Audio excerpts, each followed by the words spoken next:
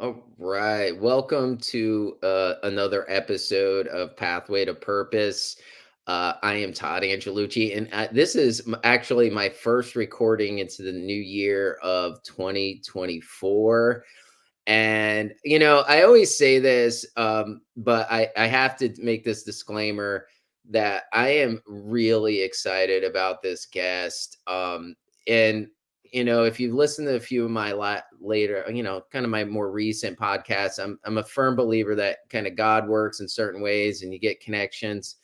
And a friend of a friend connected me and this amazing gentleman, and I have to say, I feel like we're kindred spirits on a lot of ways because we've had very similar journeys, although they're very unique, and how we view things and the things that have happened to us and all that has really kind of brought forth a lot of gifts. And man, I don't want to steal his thunder, but I am super blessed to have Chris Gathers on. And Chris, tell us a little bit about you, man.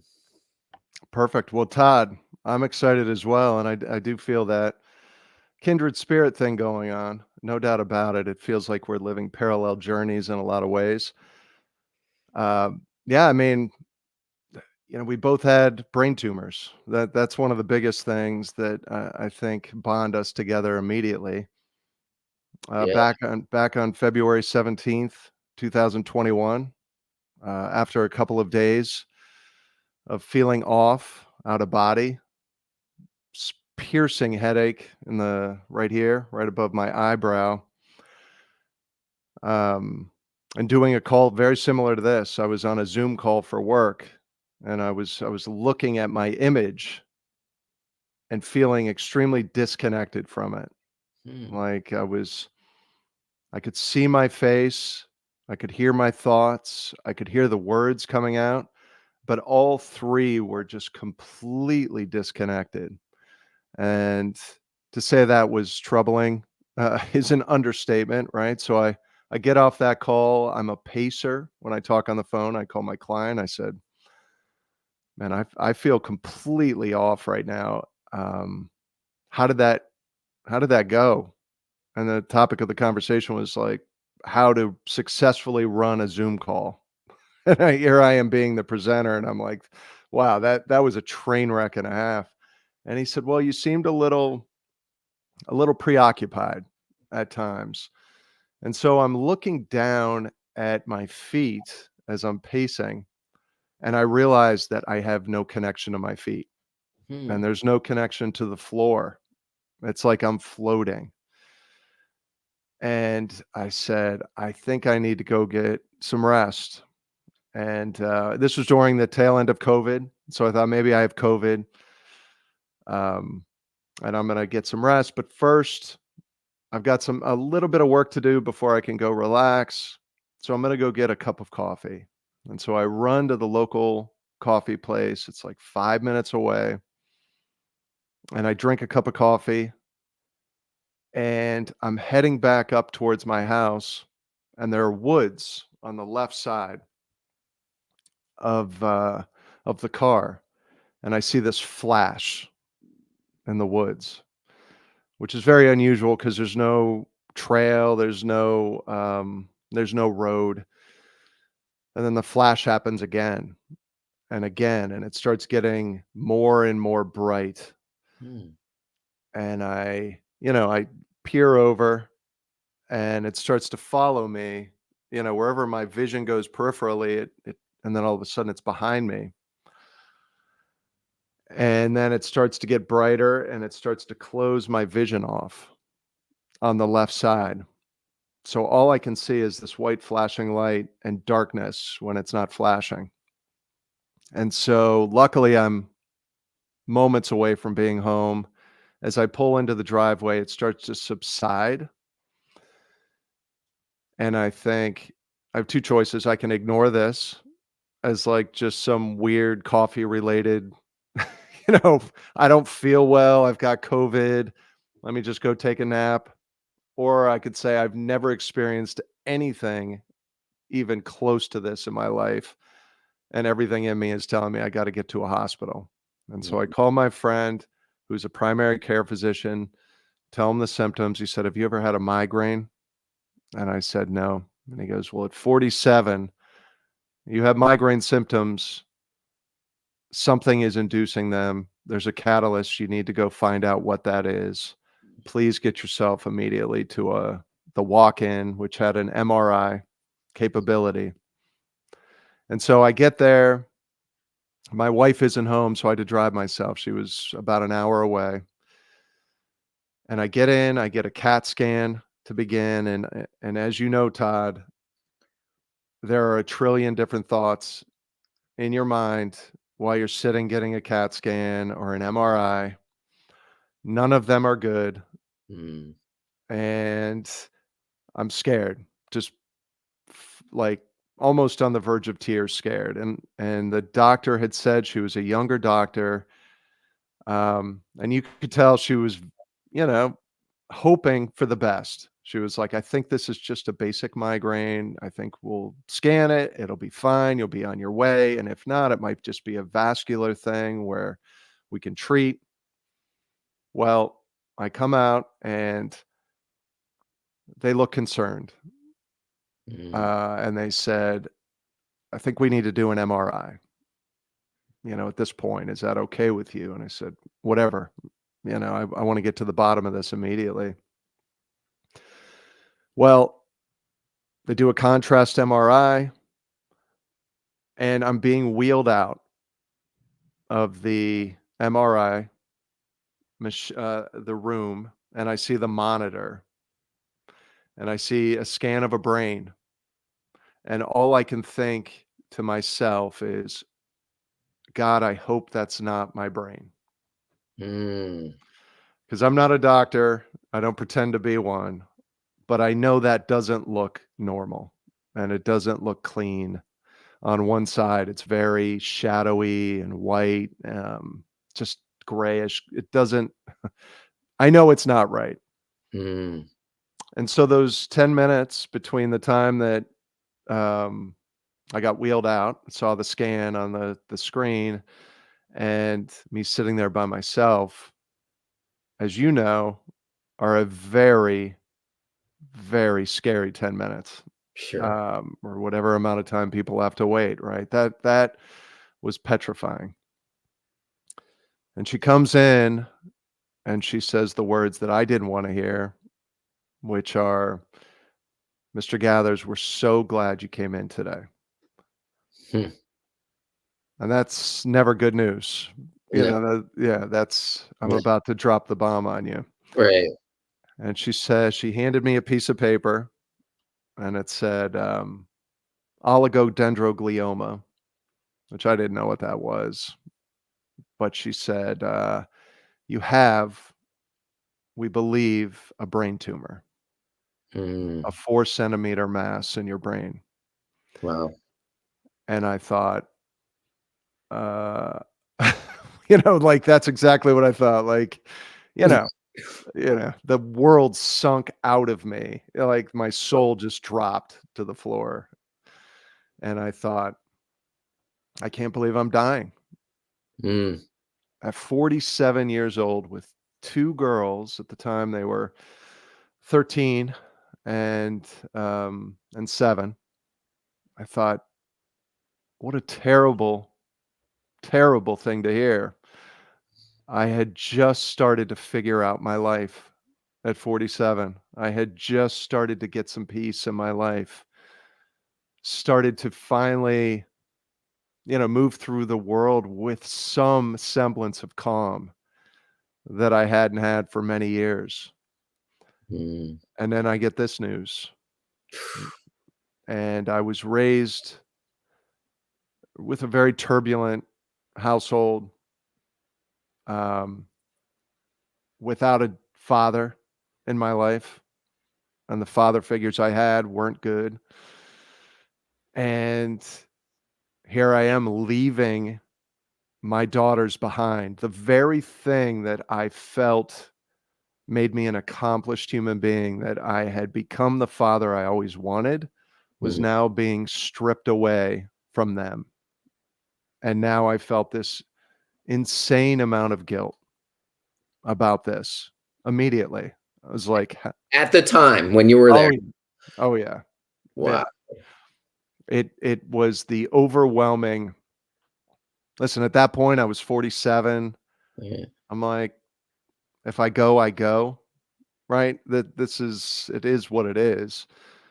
But my daughters and my wife and the burden that they're going to have to bear at this point was such I felt so guilt-ridden, Mm, right? In pain over that. And then I thought, "All right, so if I've got 2 years," for some reason, I gave myself a prognosis of 2 years, you know, at 'cause that moment when you're oh, yeah. there talking to the Oh, doc. yeah. Oh, Okay. yeah.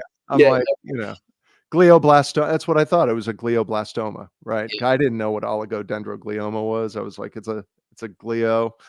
Um, the word has glio in it, so it's gotta be something that's terrible. yeah. And, I thought, "I've got 2 years."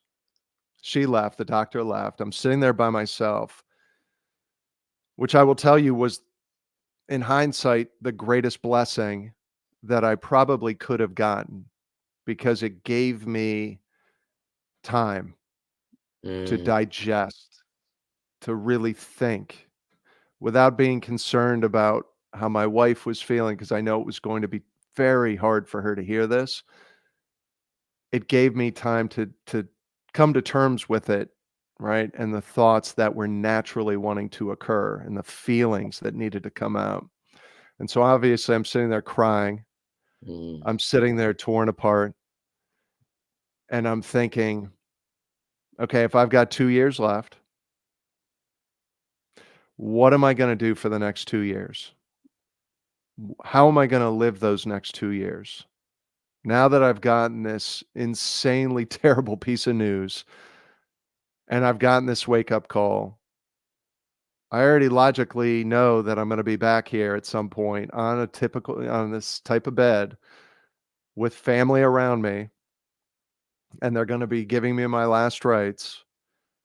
What does that look like for the next 2 years so that I don't come back here and have regret? I mm. can't do anything about my past that I so desperately tried to figure out and was introspective about and, went to counseling about, but now I'm here and I realize the only thing that matters is the time I have left. So what am I gonna do? When am I gonna stop worrying about it, the past or the future? And I decided right there it was then, right then. That was it. I was going to be in the moment as much as humanly possible because otherwise I would be back here ashamed that I didn't know better. Mm. Chris, man, you so eloquently like shared your experience at that point. Like the space and the thoughts. Like I think it's so sometimes beyond words to really internally know what that's like for a person unless you actually have this experience. And I try to share that with others so that people don't have to have a brain tumor or Yes. some devastating thing to get them to sit with that space for that moment, that one that you just described so eloquently in that space, you know what I mean? I'm with you, man. That to me is I think that's the overarching purpose of what I do and what you do, right? It's like a wake up call that I'm trying to deliver Mm, without them having to go through it. I remember thinking, like, if they could develop a virtual reality thing, right? yeah, Program that you could literally go in, sit there, get this news delivered, and it was ultra realistic, you would solve so many people's issues because they would say, "Oh my God, what have I been worrying about for mm, so many years that's so inconsequential to anything?" yeah, And they probably will come out with something like that because I do think it's a great alternative to overthinking, over worrying about things that are completely out of our control.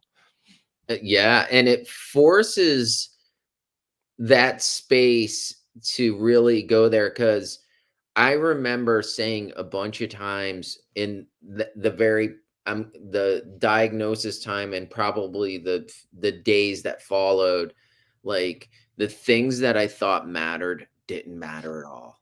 Right. And people ask you, and I'm not sure if this happened, like, "Man, what do you think about, like, like, I've had people say, like, "What do you do with this?" Because, you know and you and I were talking about this, is, it's not like, you have something on your arm, or even your heart, right? Or your toe. Like, this is your brain. Like, It's your brain. it's like this weird thing that it's like the CPU of your body, It's right? everything, man. It's a control center, right? Yeah. There's a lot of scary things with, when you hear that. Yeah. This is it. This is it. And you're Yeah. like, because I thought very similar to you. I was in the ER. It's so amazing. I was 48, right? Yeah. At the time, you were 47, and you get this news. And I just remember, like, I walked and I'm a medical person. I'm a nurse, right? So Right, right. you said, "Hey, I'm not," like, and to me, like, I don't know if it really mattered, but alls I knew was, like, I stood up and I said, "This sucks." With Right. tears, Right, right, like, right. I was in almost disbelief. Like, it Yeah, was almost a yeah, surreal moment, you know? And the funny thing, because I right, haven't heard the detail of your story, was you were on a Zoom, right? I was on a Zoom too, and my hand felt funny. Like, it was like, let me go. Maybe I should get this looked at. And I don't know if it's right. a gender thing, like a guy thing, like, "Hey, let me just, like, rest, or, dust it off." Right, right, put some dirt on it. Yeah. Yes. I was like, "Go get a cup of coffee, I'm sure everything will work out." I Yeah, love you that, know? like, "Hey, I'm gonna go get a cup of coffee," but, Right, um, right. yeah, so And who knows if I didn't get that cup of coffee, right?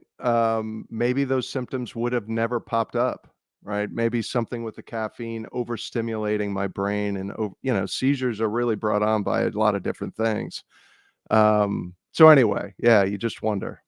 and that guy, your friend who's a physician, just, man, he was perfect, man, Right, right. He is like, great. that's kinda like God's plan somewhat. Like, you should get this checked out, rather than like, "Oh, you probably just have a headache, and you like, dust it." You know what I mean? How many times does a doctor pick up on the second ring, right? Like it was fortuitous timing, right? But then again, it was all part of the plan, and I truly believe that this was outside of my control. This was the path that was created.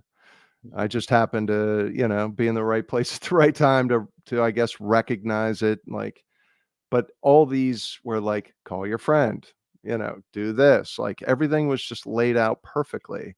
And I could have very easily just gone and taken a nap, like you said. You Yeah, could have ignored your hand, just like, yeah, just, whatever, yeah, and might have never popped up again, your hand issue. yeah, until it got even worse, Right. like, To become like, we can't operate this. It's gotten too big, right? Or something's happened. Absolutely.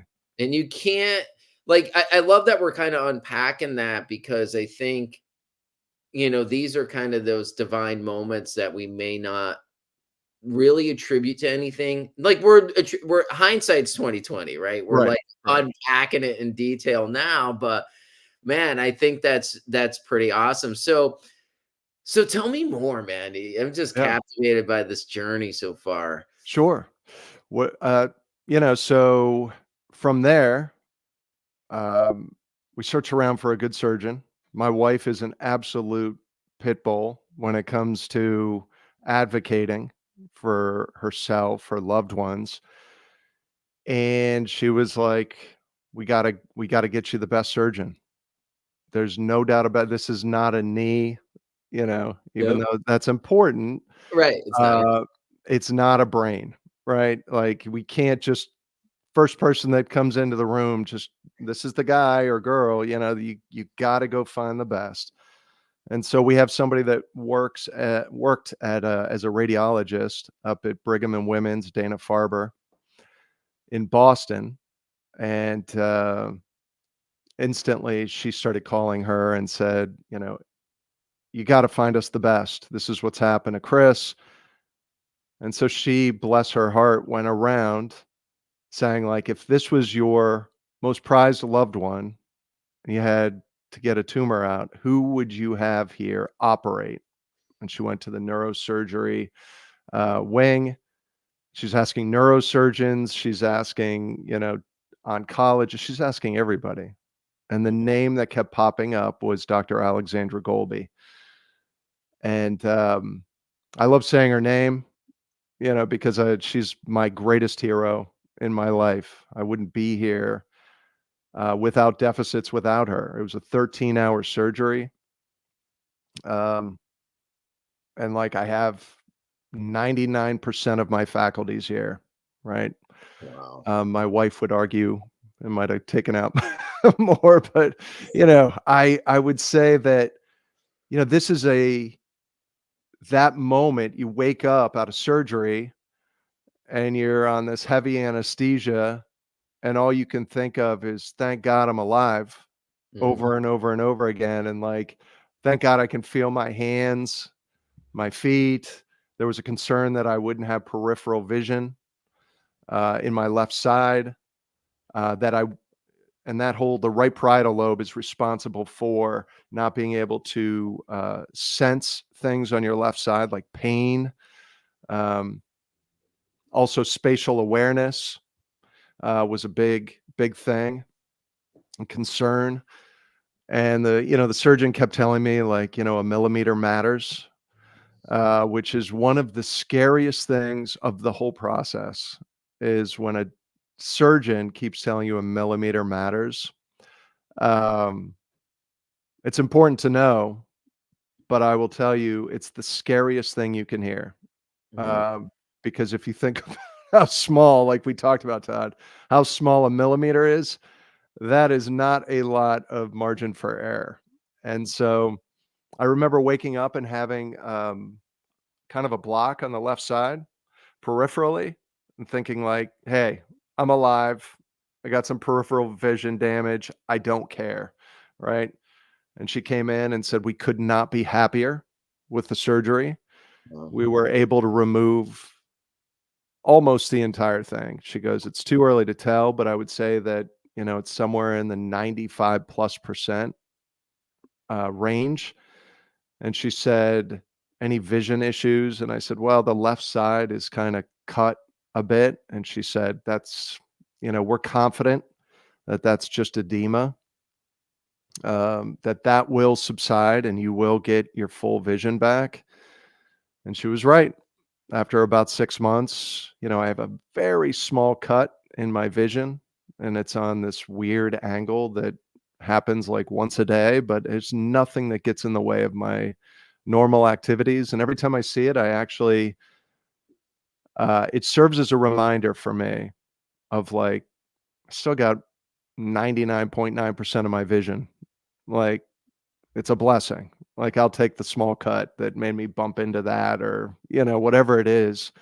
Um, and so from there, the story gets darker, right? Because then you have to actually, once the surgery's over, you're kind of like, thank God I'm alive.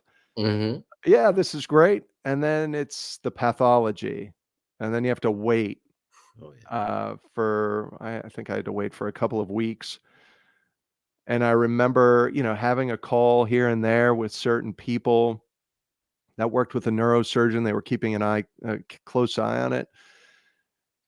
And they came back and said, "I think it's really looking good," right? From a pathology, it's the best case scenario. And so they said, "We're just waiting for one more path report to come back." And so when we got to the oncologist's office and you're sitting there and it's like your heart is literally on fire, right? Your stomach is in knots. You're thinking like, what if this good news potentially is just going to drop me to the ground. And so he said, that we have good news for you. Like, this is the best case scenario. You kind of struck the lottery about, regarding malignant brain tumors. And so it's a grade 2, um, or stage 2 oligodendroglioma, which is, they treat it as a chronic illness at this point.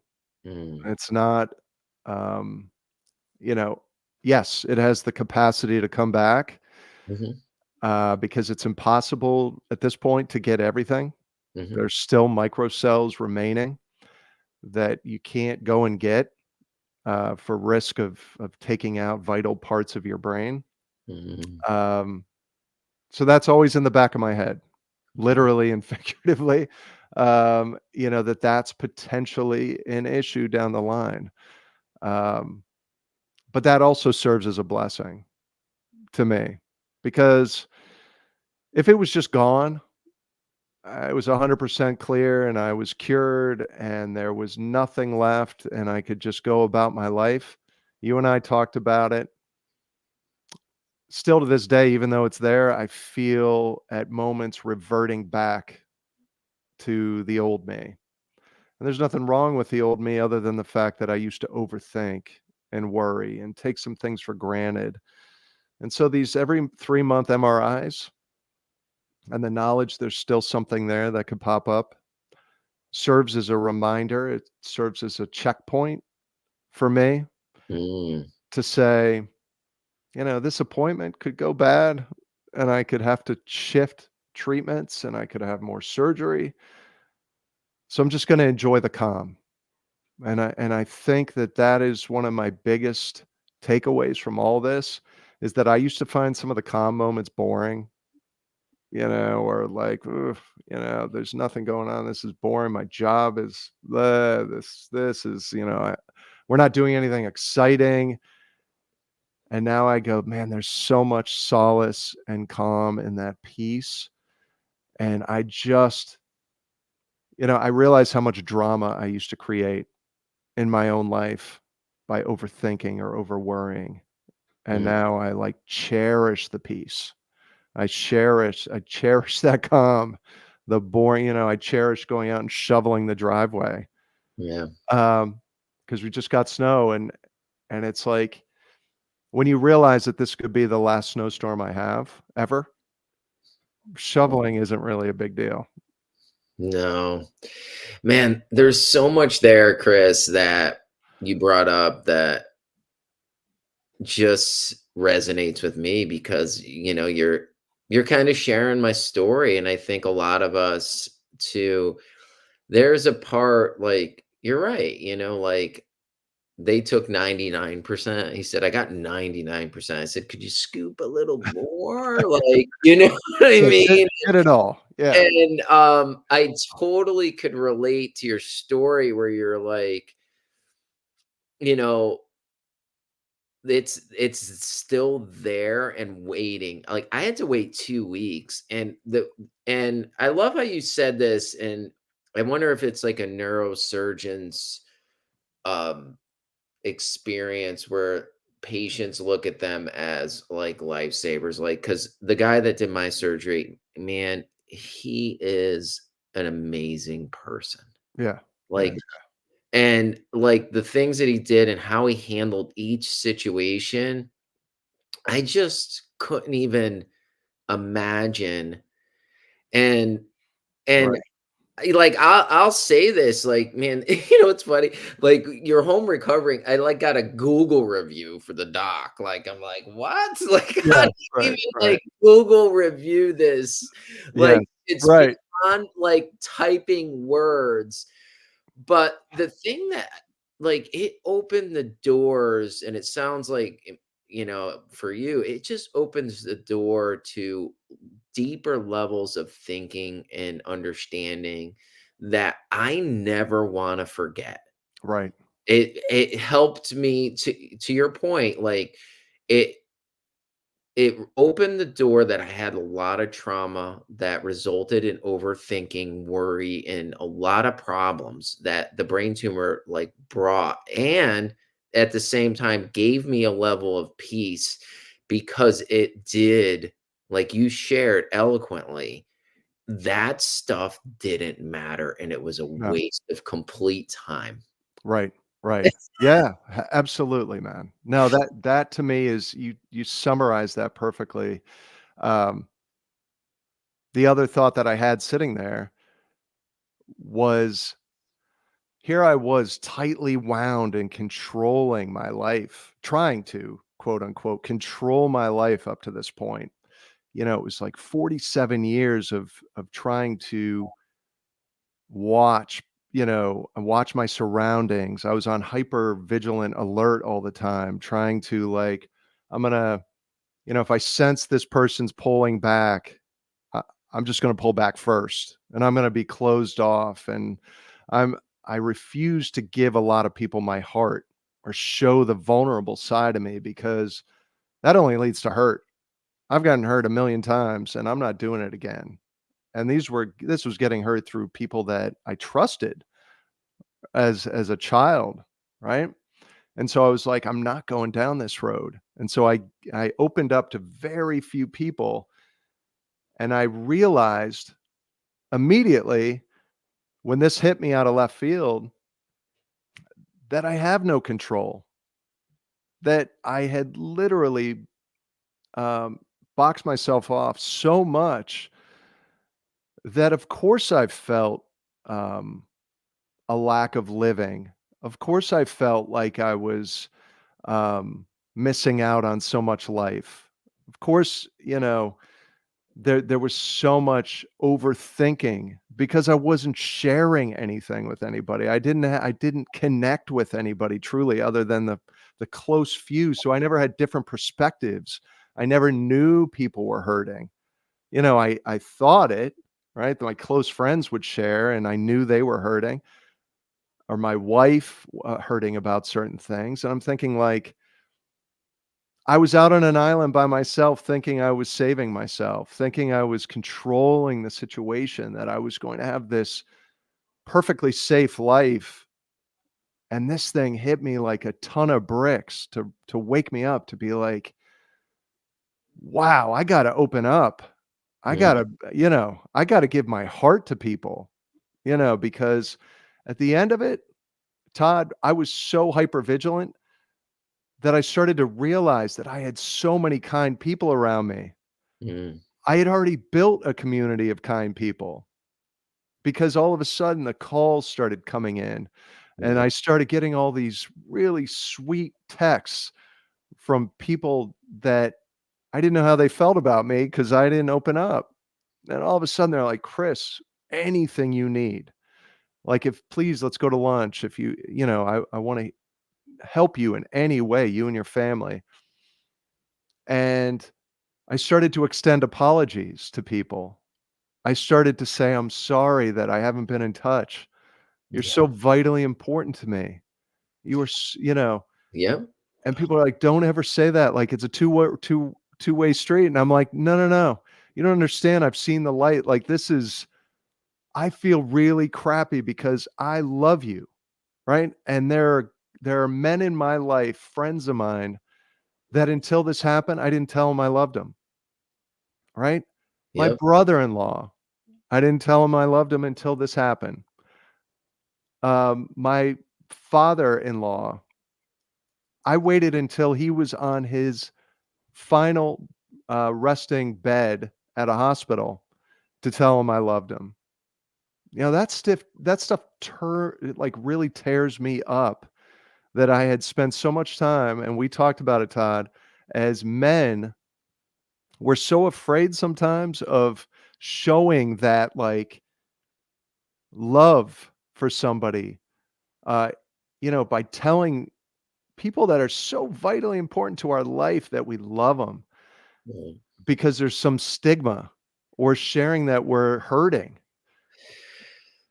Man, this is just powerful because You're right. Like, I've been coaching a lot of guys, and a lot of guys have been reaching out, and just there's this silent, I call it a struggle. Yes. There's this stuff going on that it's unsaid, it's buried, and now, like, just starting to bring it to light, like, I love that, because now I have some men around that we could say, "Man, I love you, bro," Yes. and have that feeling, and I don't wanna lose this part of your story, because I had the same story, and I want you to expound upon this. My gap between diagnosis and surgery was 2 weeks, right? Yeah. My diagnosis, they admitted me into the hospital, and all I cared about was just having a normal conversation with somebody, like the person who was doing this heart test. Like, they test me 8 ways. Yeah.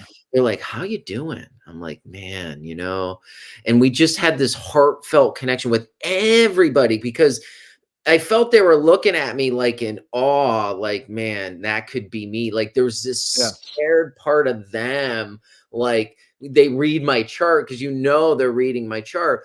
But then I wanted to also, talk about, like, the people all in my life, like, reached out, because I had a really good friend, because I was just so in a spot. Like, I said, "Dude, do me a favor, help me contrive a social media post that could put this to words." Yes. And Yeah. he was like, "Dude, done." And we did it together. I posted it.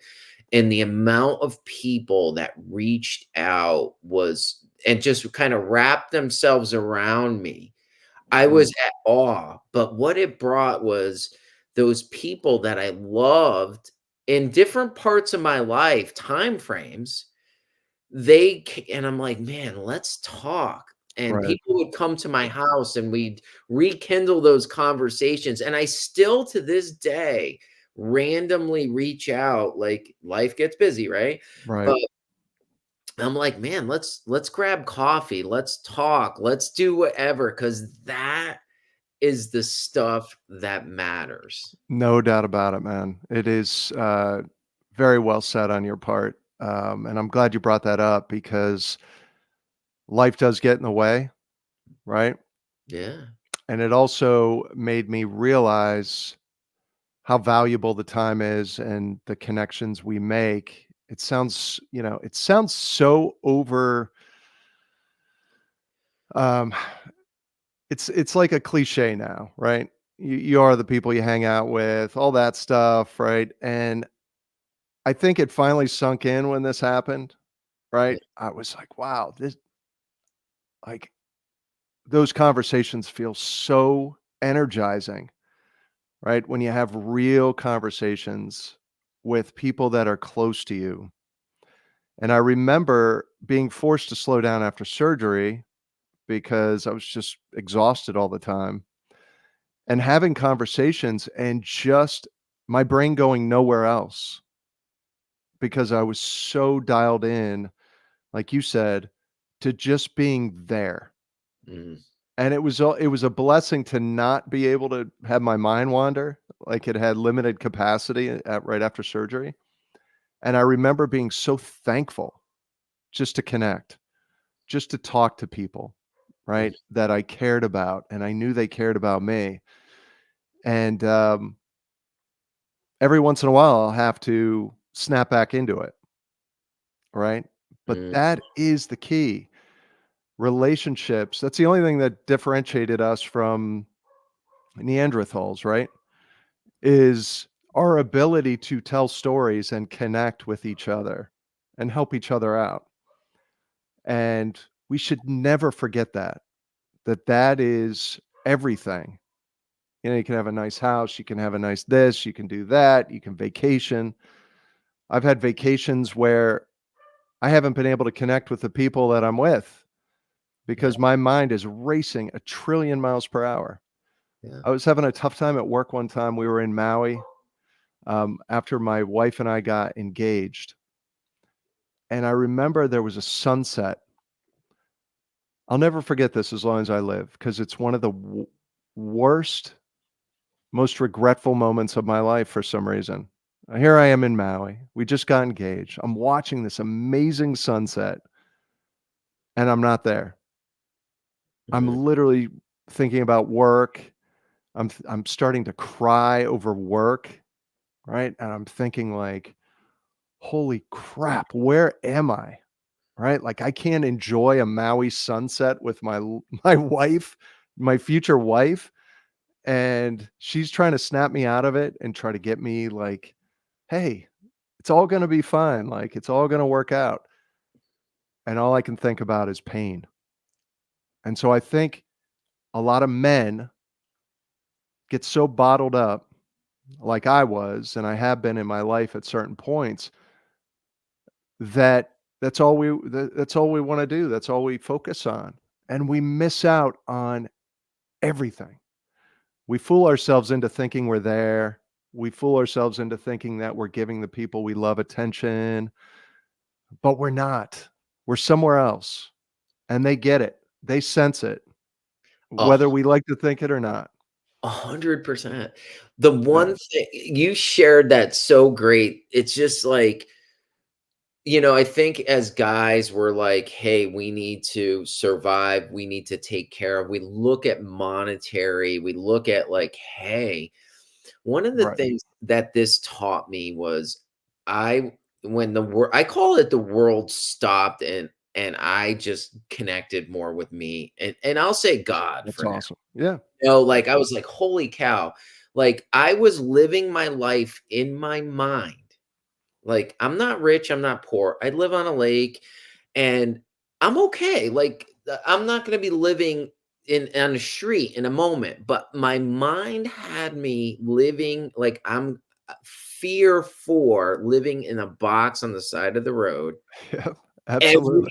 darn moment in Yeah, my and it was this process and the brain tumors like brought that to my level of awareness, and that's I think what you're talking about, like, this mental you're there, but you're not there, right, right. It's and so funny you say that about living in a box, like, on the side of the road. Like, no matter what success I got at work, no matter what happened, no matter what accolades I got, or no matter, hey, that a boy, or whatever's in the bank account, it always felt like one turn could lead me to like letting everybody down, including myself. And it's just not the way to live life. It's not, I, there is, there's this like, uh, there's this ability for men to take on everything that is so unlikely to happen, and we say it's fueling our success, or it's fueling our drive, or it's fueling this, and in reality, it's doing the exact opposite, right? yeah, Because work is one facet of life. yeah, Our family life, our friends, how we treat ourselves. Listen, I don't believe in perfect balance. There's no such thing. It's a moving target, right? yeah, There's certain days where work becomes it. There's certain days family becomes it. And I feel it's like this over a long stretch of time. Did you try to keep a semblance of balance in your life? And I was so far out of whack in my own head, introspective, overthinking, and missing the very blessings that I had built with someone else, my wife, right? And here we are like, why can't I enjoy this? Right? It's because I'm fearful all the time. I'm afraid of threats. I'm afraid of losing everything. And to me, um, that is the point that a lot of men need to let themselves off the hook on, and say it's okay to admit that we're afraid. It's okay to talk to another guy and be like, "Hey, do you go through this?" yeah, Right? Because even you saying this helps me. You saying it like, "Yeah, I go through this," or "I feel like I could be on a in a box," and right, cancer has helped shift that yeah. 90%, but I have these thoughts that are still invasive that still make me feel that way sometimes, right? Oh, yeah. And so it's almost like we have to be aware of that fear and not be afraid to chat and not be afraid to connect. It's validating. Yeah. You're validating me by saying that, and it doesn't have to be us sitting here crying. I think a lot of men think that it's like this. I don't want to sit around and cry about my feelings. Yeah. You everybody just saw what you and I did. Yeah. It's just you saying, "Yeah, I go through something very similar." Yeah. And that makes me feel more like it fills that void inside of like, "Oh, I'm not the only person that feels completely fearful and stressed out, Yeah. right? At times." It So, it's part and I talk to some people, men and women alike. Men, I asked this question, I said, "Do you know what it's like to be a human being?" yeah. Well, and they're Yeah. like they have this, like, perceived, like, Superman thing, right? And I'm like, "Do you know that it's we have emotions and we cry?" Like, man, I don't know if you had this experience, but I did the walking thing Mhm. before brain tumor, after surgery. It was the only thing I could do. He's like, "Get Right. up, walk." And I walked around the lake, and there was times I just cried, and it was the Yes. best feeling ever. Yes. Yeah. No doubt about it. And I acknowledged it, and I think we have this idea in our minds about and, you know, and this is a response to a lot of trauma triggers is perfection, Right. right? Right. Yeah. It's this level of I need to be perfect or this perfection stuff.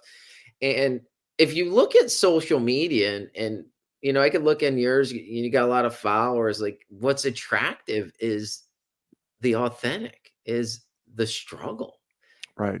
because people Right. can relate to it, right? Right. Not the perfect. No, you're absolutely right, and to me, that's what we're both doing out here, is we are showing who we are. We're not polished.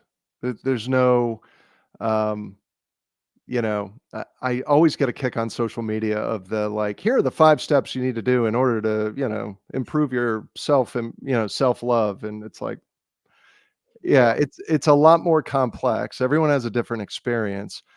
And I think by validating others by being open and vulnerable and showing like it's okay to admit that I cry, it's okay to admit that I struggle. There are days where I don't want to get out of bed, and there are days I'm completely unproductive, Mhm. right? There are because of anxiety or because of this or that. And it doesn't matter what level of success people achieve, right? I've known people that are uber successful that quietly have told me how much they're struggling with certain parts of their life. And it doesn't matter, and I've also met people that aren't quote unquote successful that are the most balanced people I know right out there. And so the ability to admit and be genuine around the people that you know and is paramount in our society. Because listen, I'm not a 5 a.m. rise and grind person, never will be. Mhm. I hate mornings. I know people say you can just work yourself into it, and I admire those people. But I also think certain people's biology and their inner, certain people are just built to be able to get up at 5 o'clock in the morning based on their biorhythms. And I'm just not that guy. I've tried it. But that doesn't make me lesser, right? And I think if we do that comparison game, Yep. it's a dangerous slope because not, for you, something that might work for you doesn't work for me and vice versa. And so those walks, the crying while you're walking, I used to lock myself in a room and cry, Mhm. right? Dealing with everything. My biggest advice for everyone, male, female, if you're going through something, slow down and feel it. Yeah. Yeah. Feel it, because if you don't, it's not gone. The energy of the feeling doesn't disappear because you go and pick up weights or go for a walk. Yes, it helps to subside, or subdue some of those things going on, but there's something there Mm, that needs to be addressed. If it goes on longer than a couple of days and it starts going into weeks and months and you're still feeling uneasy, explore it.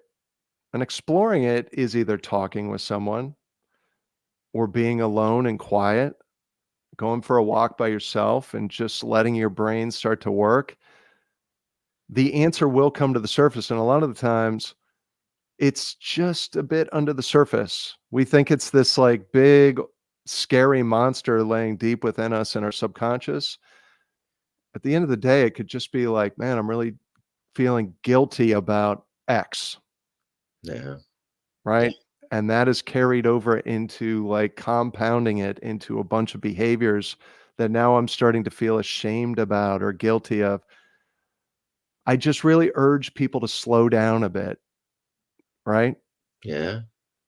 So, And not, I love how you shared not compare yourself, your insides to somebody else's outsides. Because just what you said is you've seen these super successful people, right? Success on the outside, but they're struggling yeah, with some things on the inside, and they just they just need a space,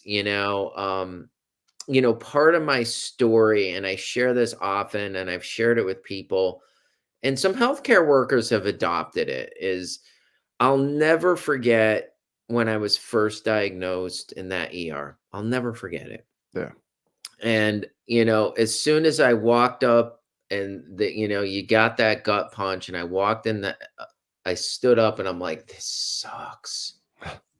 And the doctor and the nurse that were in the room were like, I'm so sorry. And yeah, I felt like I was dead. Like, yes, yeah, you're dying and this is it. right, And I don't fault them for it. I'm a nurse. I was on their side so many times. right, And because we don't know what to say, it's the polite thing to say. And I don't disparage them at all no, right, because that's just a normal response. But now, and when I'm dealing with patients or when I'm just dealing with anybody in my life, I don't say, "Oh my god, I'm sorry you're going through that," or whatever. I just say, "That must be hard. yeah, That's hard." yeah, yeah, And yeah, give them the space for that moment. that's right, that's I right. I share this story, and then I say, "But we could do hard things, right?" I love that.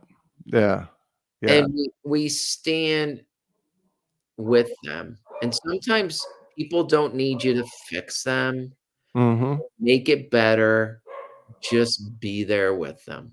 that's right.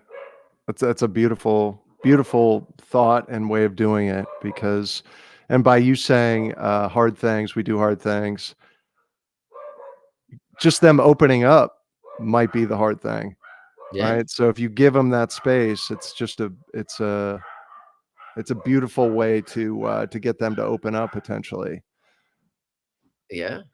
It's amazing how just allowing something to be Mhm. is there. I'm curious, I wanna back up just a bit. I know we've been talking a lot, but there's so much good stuff here. Is I mentioned my gap between diagnosis and surgery. Yeah. Did you have a gap? Yeah, I had a 2-week gap. Yeah, just like you. Another parallel moment. Yeah. And for me, and you shared so eloquently, like you were starting to tell guys and people in your life that you just those conversations, right? I did that throughout that period because I didn't know if I would get through surgery and be alive. Right. Share what was that experience like for you? Yeah, I think, um, I was, as you were, I'm sure, petrified, right? Yeah, Very emotional, yeah, um, and connecting with a lot of people. Kinda like, it was almost like I was, on the way to my funeral in Mm, a way. Like, I was like, "What do I wanna get out before I go?" Right? And, I remember reading a lot, like, reading things that would help me with mindset. I reached out to some people that I knew were super strong mentally, right? I reached out to a guy that used to train me, he was a trainer, of mine that I knew was super hardcore, ex-military guy, and just, like, watching some of the stuff he had done over the years, I knew he was just one of the strongest people, not only physically, but mentally. So I remember just saying, like, "What would you be thinking about, or how would you prepare for this? Because I'm scared." And he goes, he kind of ran through some things that, this is how my mindset would be. This is how I would approach it. And that was, things like that. I was preparing to go into battle, right? I knew that it wasn't just surgery, but it was after surgery, right? Like, I knew that this wasn't going away. mm, This was going to be in my life. There was no such thing as normal health anymore. mm, And so it was kind of a pre-surgery me, right? That still felt, while I knew I had a brain tumor, um, sort of healthy. And I knew afterwards I didn't know what I was about to go through afterwards. Like, so yeah, it was connection, it was preparation, and a lot of emotional draining of fear mhm. during those 2 weeks. Like, I wanted to talk to my neurosurgeon as much as possible. Uh, it was like, "Can we have another appointment, please? Like, I just wanna keep asking you questions and researching what you're doing." So yeah, I don't know if you were the same, or was it similar type situation? Yeah, yeah, I had questions, you know, I think I shared this with you, like, I'm one of those, like, if I can mentally accept the worst, Yeah, and then everything was gravy, so, in my mind, the worst was death, yeah, so, I studied, like I even, like, studied, like, you might have heard of Dr. Joe Dispenza, people yeah, are like, all of that neuro stuff, but I studied near death experiences. I was like on every like looking on Netflix for all these right, documentaries. And then I went through the Bible series because I'm the guy, I'm a visual guy, right? sure, I'm me not gonna too. like, read the Bible cover to cover, but I went through that Bible series on the History Channel, which my mom had gifted me. And part of my story is a little strange because my diagnosis, like that year, it was 2020. Um, COVID happened in March. Mhm. In February, my mom died in her sleep out of nowhere. Oh, man, I'm And sorry. yeah, and it was like that. And then towards the like, we're looking September, October was brain tumor, and, when you're, like, sick or something's going on, you want your mom, like, stuff, and Yeah, the reason why I bring it up was because we had to clean her house out, and she had the Bible series on DVD. So, yeah, okay, I'm alright, going yeah, down the store, I'm like, "Okay," so I watched this, and I started to understand that there was a lot of suffering in the Bible they talked about. But what I really found comfort in, and believe me, I'm not a guy that, is just kind of Bible thumper, but I really loved what he did and what he was trying sure, to teach us. And I was like, wow, okay. So I started to create some comfort with that, but I had to get my will together, which I yeah, didn't have. And I had to have some hard conversations with, not hard, but they're hard, yeah, you right, know, my son and the people in my life and who's making these decisions if I can't make my own, and things that you think you'd be making in your 70s, 80s, 90s. right, Um, those were some of the things that mattered. But In reality, and from our conversation, Chris, like, I love that the overall theme was like finding peace. Yes. Yeah, absolutely. Actually, my daughter made me a bracelet last night, and it says peace on it. Probably can't see it, but it's right there. And you know, happiness, um, depression, ups, downs, all the stuff that we deal with. That's the human condition, right? We're just this Right. emotional animal that has all these things going on. And really, my objective has become peace, right? I operate as much as possible from that foundation. And I think if we accept that we're going to have these turbulent times, and if we have the ability to stay grounded in them, Mhm. that to me is what the the Bible teaches. That's what the Buddhist faith teaches. It's this: suffering's going to go on regardless of what we try to do. And the more we can accept that fact and stay grounded, the more we will appreciate those turbulent times as lessons, as things to move forward with. And for the longest time, I was a victim. I Mm, thought, why? Why is this happening to me? Not just the tumor, but before that. I carried around stuff that had happened to me 30 years prior, 40 years prior, thinking like, how did I get this lot in life?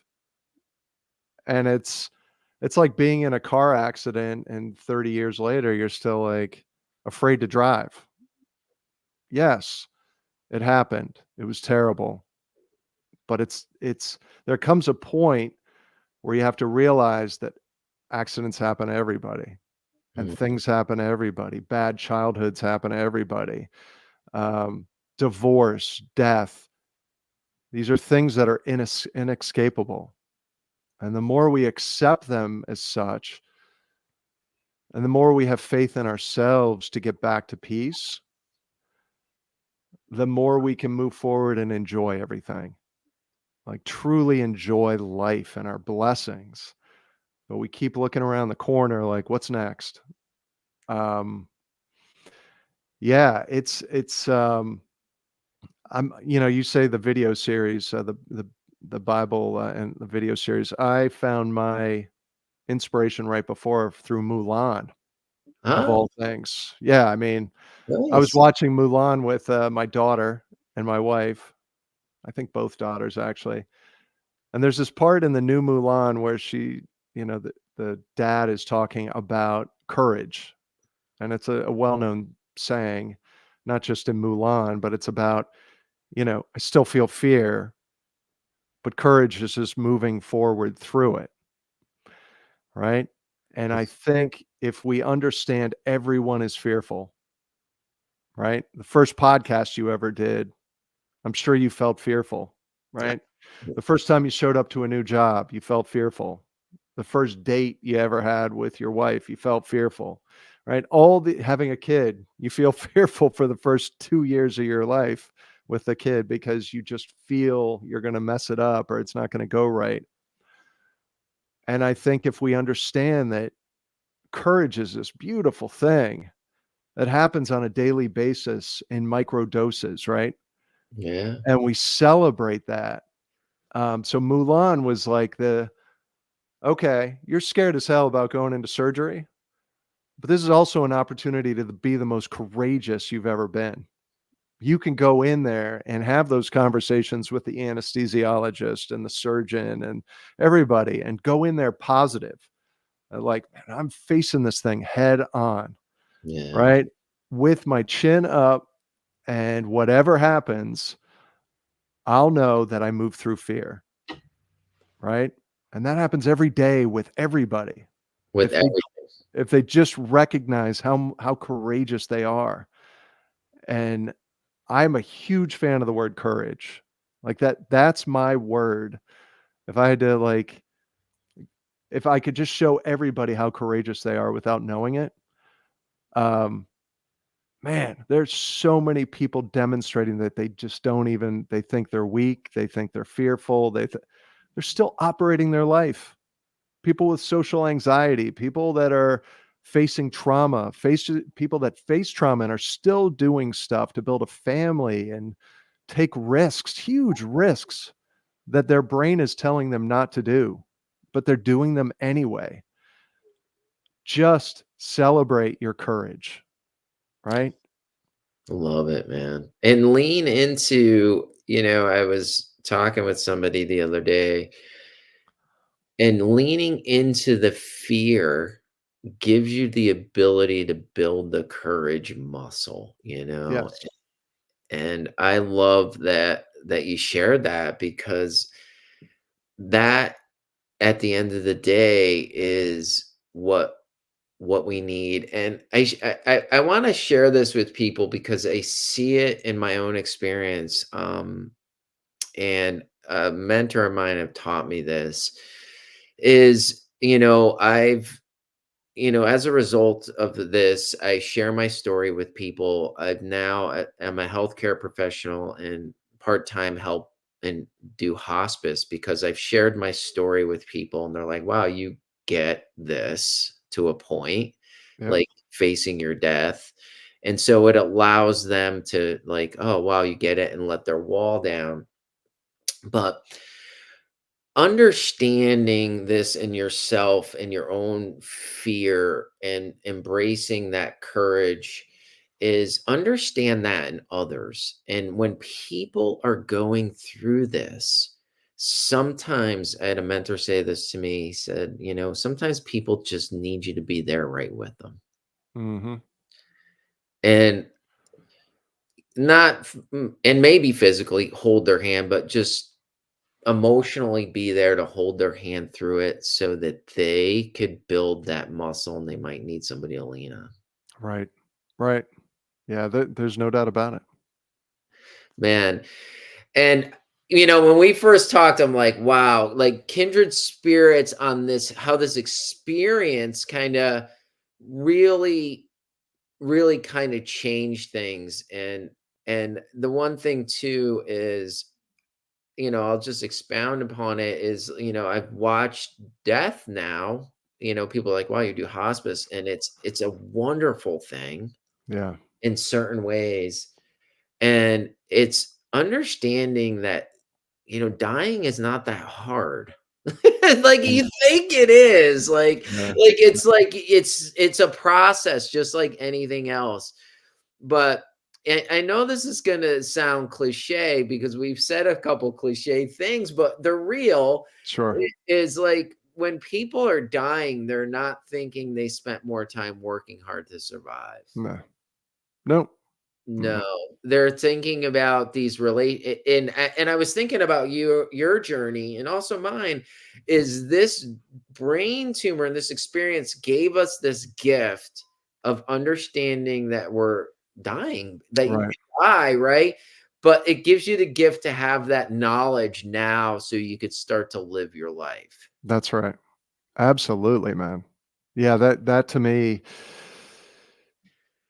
yeah, the dying is not hard. That is absolutely true, right? The lights go off and that's the end, right? And we move on. And um to me, dying is one moment, right?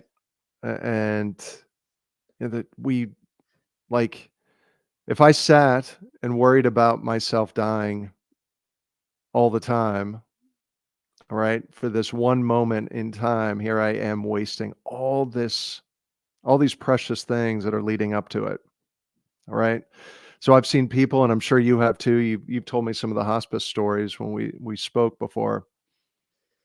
It's amazing some of the things that are the composure and they almost some of these people seem to be at peace, right? Yeah. With what they're going through, and we all, I work in insurance, Todd. I told you that. I, you know, We all I don't need to work in insurance. You all know it. We're going. This is it. People are going through a lot health-wise. Um, it's just one more bump in the road, right? That we have to deal with. And we all have the ability to be resilient and become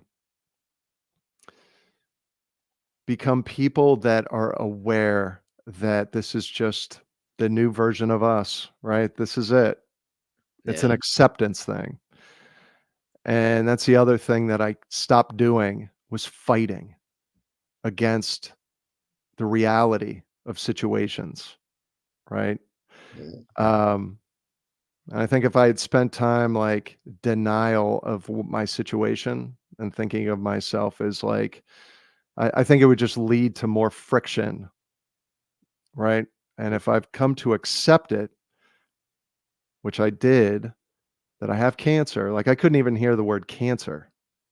People would be like, "Oh, you have brain cancer." And I'd be like, "What?" "No, I have Mm, a brain tumor." mm, "No, I have brain cancer."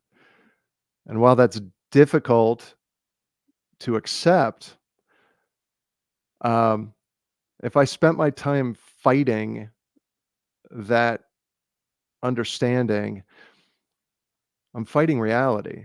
And if I'm fighting reality, my brain is working on overdrive to deny something that's real. And it's like people who aren't paying attention to certain parts of their lives and they're in this denial state mm, and it drains us. It drains us more than the reality. And so I I spend a lot of time now thinking like, what am I not doing right that I'd like to get better at? Because I understand that that's draining me. Um, I think people and myself, I did it for years. I was like, I'll just go have a drink. mm. That'll quiet it all down. I'll Yeah. just go party with my friends. Um, or I'll go work out excessively, right, to quiet everything. And while I'm not advocating not working out, I'm saying if we're doing everything in an extreme to not be with ourselves and not hear what's going on, it actually is counterproductive in my mind. It's kind of like there's something there that if you just back to that peace word, if we just dealt with it a bit, Yeah. right, and accepted our reality, our relationships would blossom, not just with others, but with ourselves, right? And I just think we're in a society of fighting ourselves and our true emotions, right? And so cancer taught me not to fight anymore, right? And people will say, "Well, you're fighting cancer." And I'm like, "I'm not fighting anything. I refuse to fight cancer. I do, however, choose to accept my reality, to be at peace with my reality, and let my body do the rest, right? My body and my mind, yes, they're intertwined, but if I am troubled and I am fighting and I am struggling and going up against this ominous thing called cancer, I'm using adrenaline, I'm using cortisol, I'm not sleeping well, I'm not taking care of myself, I'm craving bad foods, all the my relationships suffer. I'm not fighting anything. I'm at peace with the fact that I have cancer. And it's not easy to get there, but once you get there, you realize that's what your mind and body needs to heal. And if I end up dying from cancer, I was going to end up dying anyway. Yeah. So I've got to live, right? We've Yep. all got to live, not fear dying. Cause like you said, dying's easy. You Yeah. just go, You do. right? And it's interesting because a friend of mine had shared a video. You see those video clips that come across, and I do. I want to just pause for a moment because the last like 3 minutes of what you said is probably one of the most powerful things that anybody could hear. We have to stop fighting everything, everyone. Um, in the brain tumor world, and I never did this, people like naming their tumor. I have no attachment to things like that. And you're right. When you're fighting things, right? You're clenched. That I feel like that was one of the big missing pieces in my world. Like I was fit, like I run, I ate well, Sure. but the stress and that's the steroids and all that stuff really I feel impacted. And also I ignored environmental stuff, like Right. toxins and stuff like that. Like those are the things like that I probably could have tightened up. But you're right. Like this fighting is this place where you're still resisting. And one of the things that um we just keep pushing, and that is counterintuitive to what we should be doing. So I was going to say this, Jamie Lee Curtis did this thing, and I don't know what, she was speaking somewhere and she goes, I don't want to die dead, Yeah. Wow. I Yeah. want to That's die awesome. alive. Yeah. And that's being fully there, being this, not this dead. And the way she said it, I'm gonna try to find that clip and put it in the show notes, was just like so true. That's And awesome. I'm new in hospice, so I haven't shared a lot about it because I'm like, let me get some understanding. But I've seen enough, and one of my supervisors said this is how you live in your life is how you're dying. Wow. Yeah. And I've seen it, this resistance, this stuff that occurs. And I was like, wow, Wow. That's great. Yeah. it's such a Yeah. powerful Yeah. gift. And I don't know why I'm sharing it here, but it's meant to be shared here for some reason. Perfect. Yeah. And I love the one thing that I try to do because it's easy. We're gonna have these periods we get stuck back in that way, is really having this level of curiosity, Yeah. of curious, like, what is this teaching me? What does this mean? What's this? And instead of fighting, it kind of Amen. gives you this like, hey, let me learn about this. Even my dog is the teacher. One of the things I rescued a dog through my brain tumor, and he's taught me more if I just pay attention to what he's trying to tell me Yeah. Yeah. Yeah. Yeah. Yeah. I'm and with you. Yeah. Yeah. his behavior. So, Chris, man, this was probably one of the most powerful podcasts I feel I have. And I sometimes I feel like I say that a lot, but this truly was powerful. And, I I'm started glad. to Me watch, too. For me watch, too. watch you on the socials and some of the things that you're sharing. So, share with me a little bit about what you've done, like what this has done for you, and kind of where you're going and where people could, catch up with you, man. Thank you so much. Yeah. So shortly after this happened, I had this overwhelming urge to get out and do something to help people, right? Because back to what you just said, if we approach it from an angle of what is this trying to show me or what is this trying to wake me up to, all right? What path am I supposed to be going down? And you're open to that. Um, I think a beautiful world opens up. And so I started to post on Instagram, which took courage, right? Because here I am dealing with brain cancer, dealing with the emotions, right? Um, and then the male stigma of like opening up and being emotional to people and open and vulnerable was scary, right? Like, what are my friends going to think of this? I'm going to get a load of crap about this. And I remember posting while on vacation with a friend. He was like, you know, you've been talking about doing something for a lot of years that helps others. Just wake up tomorrow and do it. And I remember posting, and there was like 5 likes on the post, and they're all people I know, my wife and my kids join my page, right? It's called Culmination Point out on Instagram. And the thought of it was around um, taking those moments that we feel like we have been knocked off our feet, right? And realizing that each one of those times you were knocked off your feet, hopefully you gained wisdom and a lesson out of it. And then think of it as this like build these building blocks that keep, building this stronger and stronger foundation for you to weather the future, right? Anything that you might face.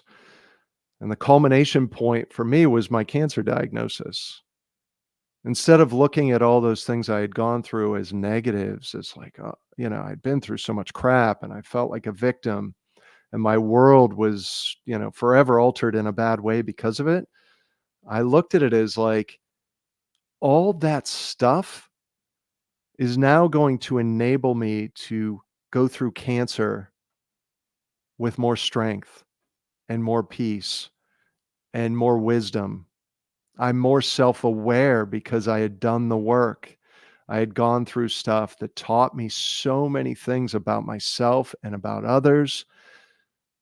And to me, that's what the culmination point thing is about. It's that moment in time where you have this awakening that you've hit a, a peak of your development that is so necessary to weather that next storm that Mhm. you're going through.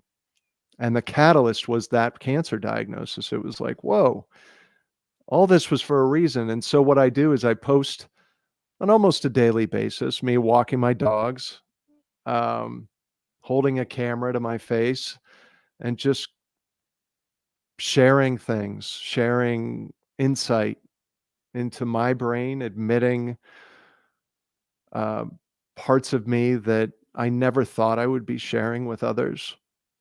Um, but it becomes this amazing circle of care in a community where somebody shares, like, it's like you're talking about my life today, or it feels like you're writing my book right now. Like, this is me.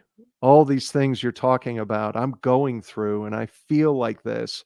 And you've helped me get through my day today. That was so hard for me to get through. And when I hear somebody say that, it's my fuel, as I'm sure it is for you, Todd, when you do these things.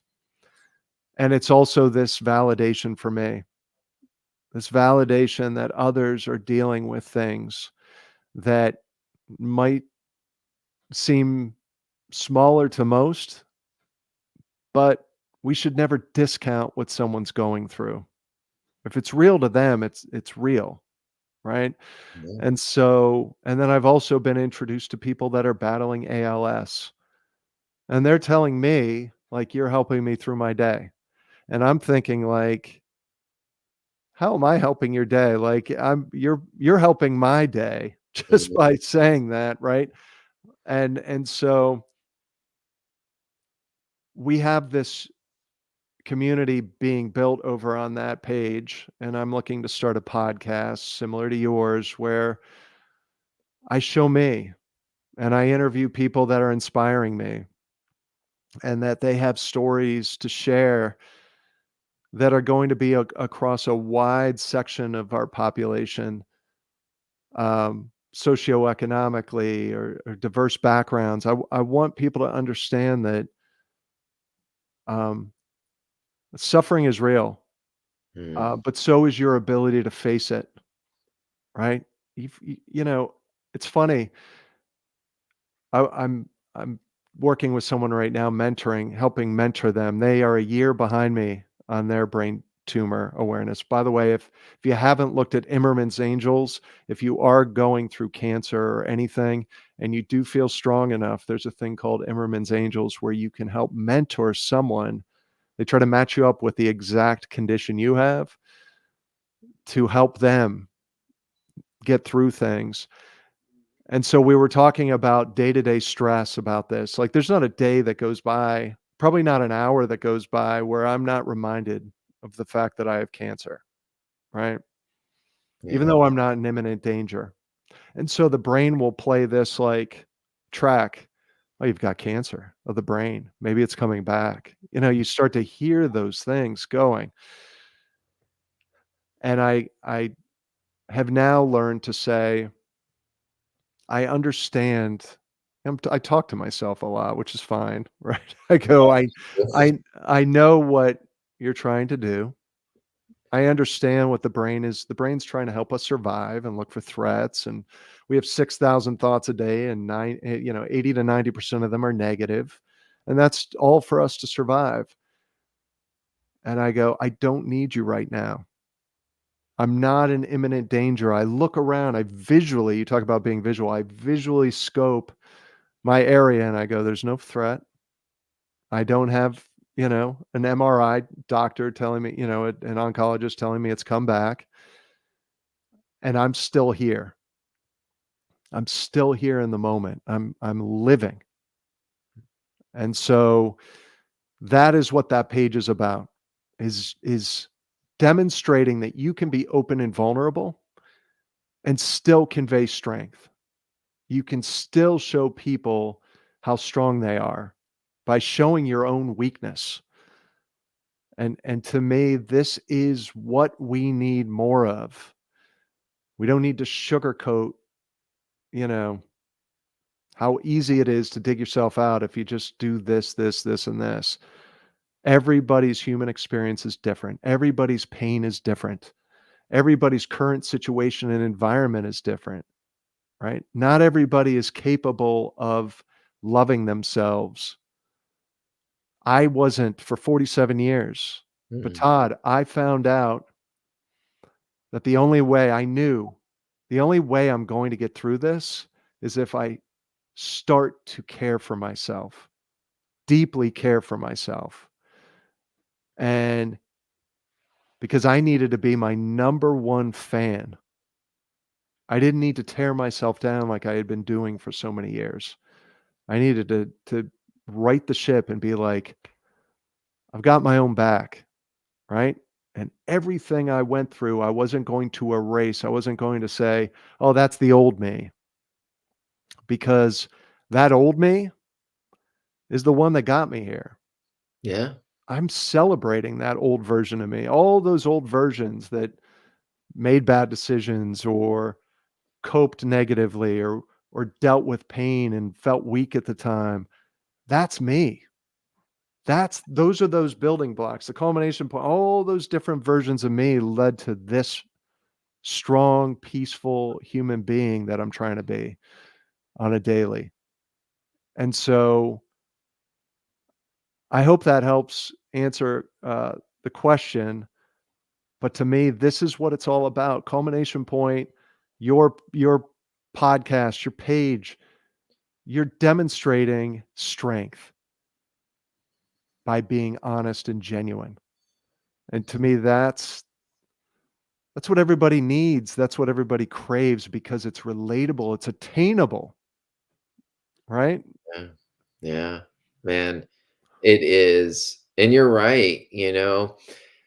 You shared so many powerful tools and powerful things, that just looking at our life, and I've shared that, and I had a coach share that with me. It's like, this brought you to here, Right. right? And thank that part, those Yes. parts that brought you here, now with a level of awareness. Now, you've mentioned too, the brain wants to protect you, it wants to do all this, and it's an organ, just like it's an organ that Mm. can have a tumor in it, right? Yes. But we have the ability to look, and I work with people on this, is outside of our thoughts, and we have thoughts about thoughts, right? Right. Right.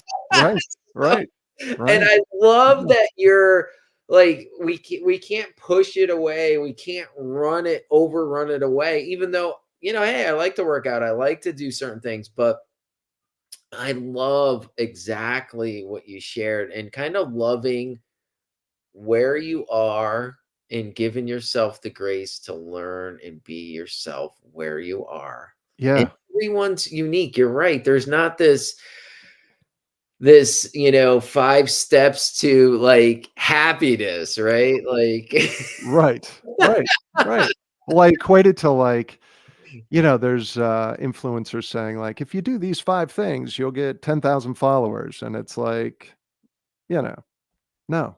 It's just not the way it goes. This is everybody's, everybody's content's different, everybody's life experience is different, they're conveying their personality, not everybody relates to things. It does not work for everybody, and I truly believe that the more we just embrace, like you said, where we are, what we've learned, be self-aware of what things we need to work on, be honest, right? It's too easy to be like, that's not really a problem, right? If it's sticking around for years and it's affecting relationships or affecting the way you feel about yourself, it needs to be investigated. It needs to be felt. There's something in there that isn't the way it should be for you to be peaceful. And like the self-love thing, it got so bad. I went through therapy and I didn't even realize this, that I felt unlovable for Mm, years, years and years. Yet it affected, I felt, at the same time, I felt easily hurt by others, right?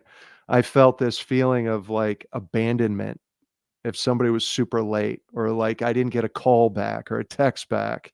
I'm like, this doesn't feel right. And I remember going to counseling and he said, "Do you love your daughters?" And I go, "Of course. Like, I'd do anything for them."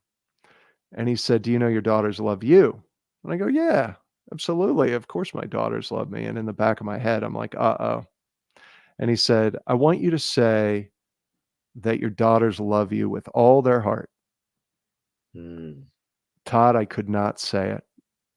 I literally sat there frozen mm, and I started to cry and I started to realize how bad I felt about receiving love from others, that I couldn't believe that somebody would actually love me.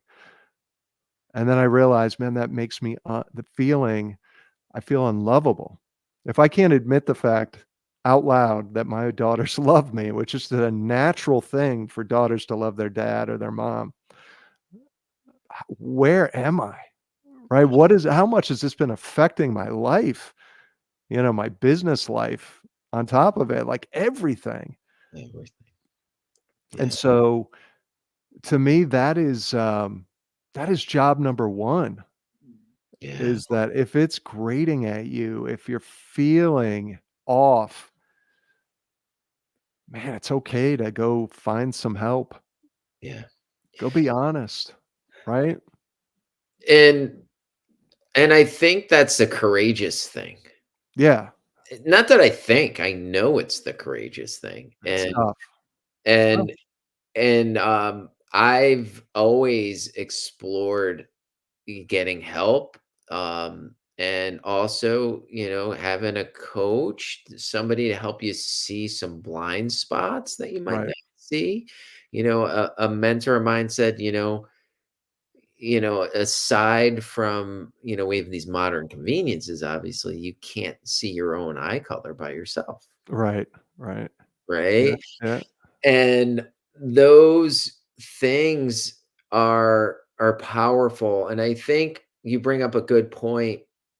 And I was speaking with a guy I was working with, and I love just watching people grow and start to get it and just be authentic. And he said, I understand what you're saying, but I understand it cognitively. Like, I right, right. understand the concept, Yeah, but it's not here yet. And it's that path from your head to your heart. And you mentioned it too, you have some guru that says this, and they're all great. And it's just the way somebody's content and speaking or whatever lands. that connects you to that heartfelt place, and loving ourselves. And I think that should be learning to love ourselves, because I think it doesn't come easy, Mm-mm. for us to say that, it's easy. It's not. Right. And it's even just owning these parts that are hard, that are we may not like about ourselves, or our perceived stuff. But I wanted to say something about caring for yourself. There's this big self-care. It's not like, necessarily getting a massage, but sometimes somebody touching you could open things up. Yeah. But more of really starting to spend internal time with ourself, right? And Yes. allowing that, like, hey, I like this, or I don't like this, or this makes me like, it's just being with this part of ourselves, right? Right. Right. Right. Yeah. It's amazing how much silence uh, can be our best friend It, when it comes to getting down to. I mean, we all have these, right? yeah. The phones, and it's easily distracted, and um, we think of it as relaxation, right? But it's just another coping mechanism, right? It's a way to fill our brains with dopamine and distraction, and um, I know that, like you said, it's logically I know that, but do I find myself, you know, wasting an hour and a half scrolling through stuff? Yeah, emotionally, I don't quite understand why I haven't come to grips with like an overwhelming urge to just drop it for good.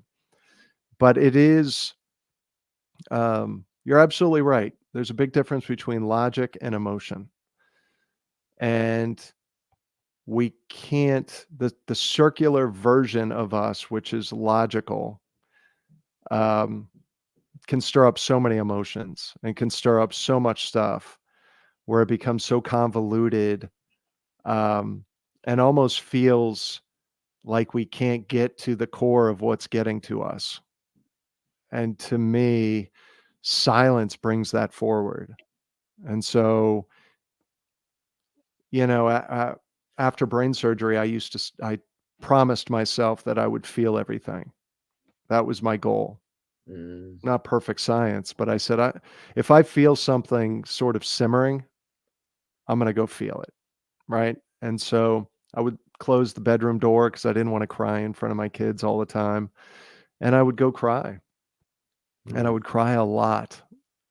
And there was pain in there that I had never addressed, things that were completely unrelated to what I was going through.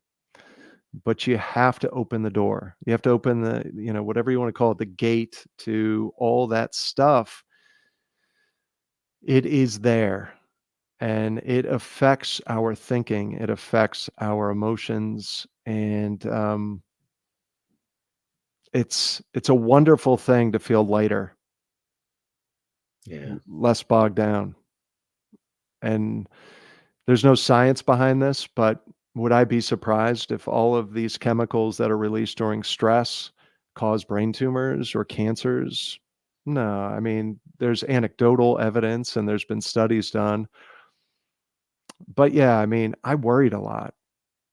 I flooded my body with bad chemicals for years, right? Me, me too. Yeah. So would And I when be surprised by it? No, I I was wouldn't be. when you shared your story with me, I was like, man, it just reinforced that thought process, because it unlocked the fact that I was worried and stressed and in my head all the darn time. All of it. All of it. Yeah. All of Yeah. it. Yeah. So, man, Chris, we're gonna put everything in the show notes as far as ways to connect with you. Uh, Greatly appreciate it. yeah, and we talked a bunch about guys. I've now started a men's group that could, people are starting to share authentically and hit to those parts. Hit me up if you want some access to this group, whoever's I would listening. love it. Yeah, Yeah. Yeah. yeah, and I'd love for you to be part of it, to help. some of the guys, and everything that was shared today it's about being a human. It's for men and women, if women, Yes. everybody. Um, but I definitely have been called to pull to help men kind of reclaim some of the masculinity and own and start to express some of these things that are blocking them so they could be better. So the women in their lives can, understand and be free, just like, all that stuff. So, That's um, awesome. but we've hit some amazing topics. Chris gathers, and we'll put his links in the show notes, and we'll it was just an amazing, amazing conversation today. Any final words, Chris? No, I mean, thank you so much for having me on. I enjoy this format. You do a great job at it. Um, I mean, you're doing wonderful things, and I think again, when it comes to I'll just close with this. One of the first things I did when social media has a lot of influence on people, right? From a comparison game, from a negative thoughts standpoint about ourselves and about other things around us. Do yourself a favor and do a social media cleanse. And I started this page, culmination point, and I had my own personal page. And I look back sometimes at the old people that I used to follow on my personal page. I don't even access it anymore because it's filled with just toxic thinking. It's filled with toxic things that aren't good for my brain. The algorithm will listen to whatever you it's just looking for your input. So if you start searching people that are inspirational, you start searching topics that are of interest that get your brain going in a good positive way, your algorithm will feed you all day. And so my page hopefully can become a part of it, but at the same time, just search out people that you find interesting, and more people like that will start appearing in your life. And that's not just social media, that is around you in your life. Be around people that challenge you, be around people that are honest with you, that you can have true, deep conversations with, that you feel comfortable around. And if you haven't been giving those people enough time and they're already there, pick up the phone. I love it. Yeah, I've done that. Yeah. Those are pearls of wisdom, and I think you could surmise, like, from what Chris and we were sharing today, is like all this is kind of an inside job, and our environment and the things that are occurring in our world are a direct reflection of stuff that's playing on. And so, Yeah. definitely seek people that are encouraging and inspiring and that are helping and guiding you along. And it's funny, a couple guys in the group that I was mentioning, I said, "Who are you spending time with?" And it's like one or two people. Mhm. Like their wives, which they love, Yeah.